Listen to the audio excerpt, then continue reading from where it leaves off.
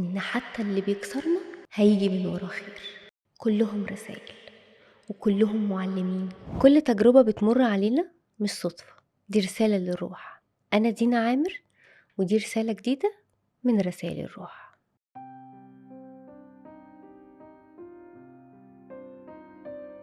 كل واحد فينا في لحظة ما قابل ناس كان فاكر إنهم هيفضلوا موجودين جنبه العمر كله، لكن فجأة ومن غير مقدمات اختفوا. وساعتها سألنا نفسنا سؤال: هما ليه جم وليه مشوا؟ الجواب هنا بسيط جدا، بإن وجودهم كان رسالة، ورسالتهم خلاص خلصت. الحياة في حقيقتها عبارة عن سلسلة من اللقاءات والفراق، زي القطر اللي بيقف في كل محطة شوية، فبيركب معاك أشخاص وبعدين بينزلوا. ممكن تفتكر إنهم مجرد عابرين، لكن الحقيقة هنا إن كل واحد منهم بيجي ومع درس.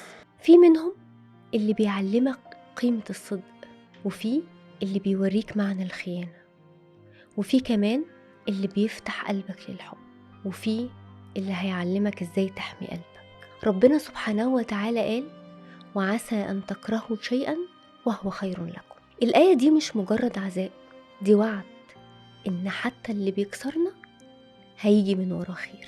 علم النفس كمان بيأكد إن العلاقات القصيرة ممكن تغيرنا أكتر من العلاقات الطويلة. تفتكروا ليه؟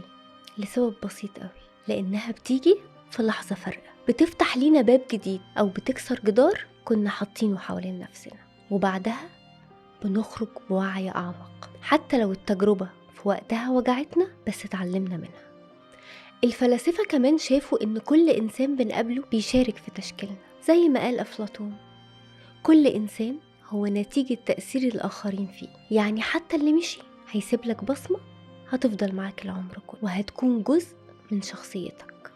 فكر كده، يمكن الشخص اللي خلاك في يوم من الأيام تعيط هو نفسه الشخص اللي خلاك تكتشف قوتك، ويمكن الشخص اللي مشي وسابك هو نفسه اللي علمك إنك تكمل لوحدك. ويمكن كمان انت كنت رسالة في حياة غيرك، وجودك كان لحظة نور في وقت الظلام. الحقيقة هنا اللي لازم نفهمها إن الحياة مش بتاخد حد من طريقك إلا لما يكون دوره خلاص انتهى. فبلاش نحزن على اللي راح، لأنه رسالته خلاص خلصت. والأصدق هنا إنك تسأل نفسك سؤال: أنا كنت إيه في حياة الناس؟ وهل سبت ورايا درس يستاهل يفتكروه ولا لأ؟ وفي النهاية مفيش إنسان بيعدي في حياتك بالصدفة، كلهم رسائل وكلهم معلمين. يمكن الدرس يوجع، لكن في الآخر هو اللي بيعيد تشكيل أجمل نسخة منه.